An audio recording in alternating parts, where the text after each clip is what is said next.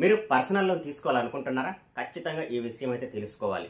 2020 సంవత్సరంలో రాము, సోము అనే ఇద్దరు వ్యక్తులు చెరో ₹1,00,000 పర్సనల్ లోన్ తీసుకున్నారు. ఇద్దరు కూడా 3 ఇయర్స్ ఈఎంఐ పెట్టుకున్నారు.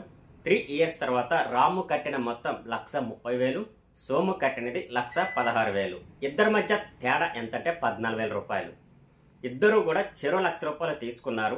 ఈఎంఐ కంప్లీట్ అయ్యేసరికి ఇద్దరి మధ్య తేడా ఎందుకు వచ్చింది? దీనికి కారణం ఏమిటంటే రాము తీసుకున్న interest rate flat interest rate, Somu తీసుకున్నది reducing balance interest rate. Flat interest rate లో మీరు కట్టినంత కాలం ఫ్లాట్ గా ఒకటే ఇంట్రెస్ట్ రేట్ ఉంటుంది. కానీ రెడ్యూసింగ్ బ్యాలెన్స్ ఇంట్రెస్ట్ రేట్ లో అసలు తగ్గుకుంటూ వస్తే ఇంట్రెస్ట్ రేట్ కూడా తగ్గుకుంటూ వస్తుంది. మీరు పర్సనల్ లోన్ తీసుకోవాలనుకున్నట్లయితే ఖచ్చితంగా రెడ్యూసింగ్ బ్యాలెన్స్ ఇంట్రెస్ట్ రేట్ గురించి అయితే ఖచ్చితంగా తెలుసుకోవాలి. మీరు పర్సనల్ లోన్ రాములాగా తీసుకున్నట్లయితే 5 లక్షలు అయితే ఇంట్రెస్ట్ రేట్ ఎంత అవుతుందో మీరే గమనించండి. ఇటువంటి మరిన్ని యూస్ఫుల్ ఇన్ఫర్మేషన్ కోసం మన ఛానల్ అయితే సబ్స్క్రైబ్ చేసుకోండి. Thank you.